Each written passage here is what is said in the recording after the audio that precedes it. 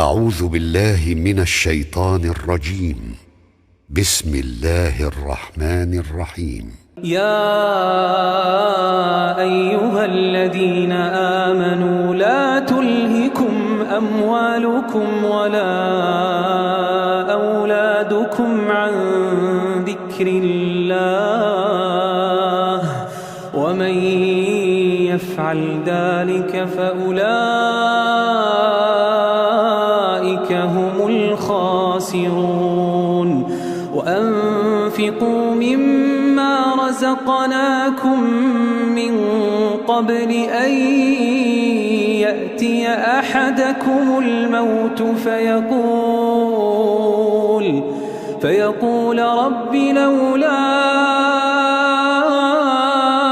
أخرتني إلى أجل قريب فأصدق وأكن من الصالحين. ولن يؤخر الله نفسا إذا جاء